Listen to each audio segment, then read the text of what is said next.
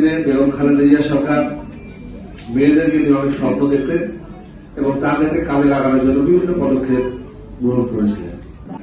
প্রথম আমার জন্য আপনারা আমন্ত্রণ করেছেন কৃতজ্ঞতা জানাই এবং পাশাপাশি আমরা শরীর করতে পেরেছি।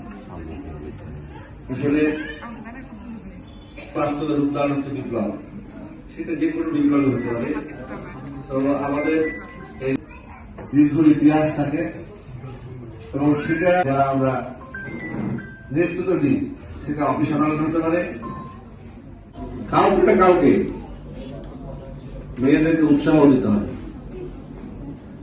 এই জন্য আমাদের যেমন বিগত দিনে বেগম খালেদা জিয়া সরকার মেয়েদেরকে নিয়ে অনেক স্বপ্ন দেখতেন এবং তাদেরকে কাজে লাগানোর জন্য বিভিন্ন পদক্ষেপ গ্রহণ করেছিলেন, যেমন অবৈতনিক শিক্ষা ব্যবস্থা, তারপরে ফুড ফর এডুকেশন, এই ধরনের কর্মসূচি নিয়েছিলেন এবং বিনা বেতনে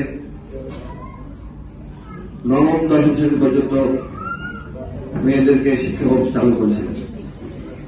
বর্তমানে আমাদের প্রধানমন্ত্রী এইটি প্রধানমন্ত্রী না থাকা অবস্থাতেই আমাদের দলের পক্ষ থেকে উনি 2016 সালে ভিশন 2030 একটা